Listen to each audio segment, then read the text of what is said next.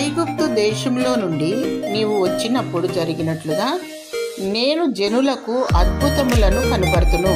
మీకా 7వ అధ్యాయము 15వ వచనం. దేవుని ప్రజలైన ఇశ్రాయేలీలు 430 సంవత్సరముల కాలము ఐగుప్తు దేశమందు బానిసలై ఉండిరి. దేవుడు మోషే ద్వారా వారిని ఐగుప్తు నుండి బయలుదేరచేయుటకు ఇష్టపడెను. ఫరో తన హృదయమును కఠినపరుచుకొనగా వరుసగా అద్భుతములు చేశాను. చివరిగా పస్కా పండుగను ఆచరించిన దేవుని ప్రజలు మరియు వారి కుటుంబములు మరణము నుండి తప్పింపబడిరి. కానీ ఐగుప్తు దేశస్థులందరూ తమ తొలిచూలు కుమారుని కోల్పోయారు.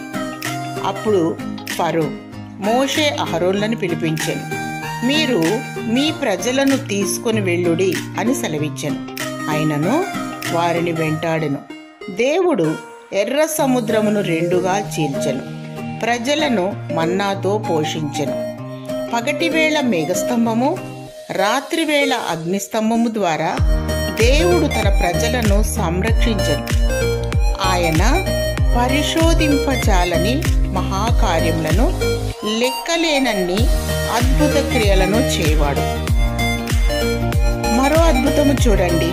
అక్కడి నుండి తన జనులను వెండి బంగారములతో ఆయన రప్పించెను. దేవుని బిడ్డ, నీవు ప్రభువునందు నమ్మిక ఉంచినెడలా నాశనము నుండి తప్పించబడదవు.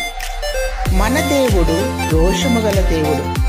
తన ప్రజలను బట్టి భూనివాసులలో భయమును పుట్టించువాడు. ఇశ్రాయేలు, నీ భాగ్యం ఎంత గొప్పది అనే అనుభవంలో నీవుండాలని, నీవును దేవునిచే దీవించబడాలని దేవుడు నిన్ను దీవించి ఆశీర్వదించునుగాక.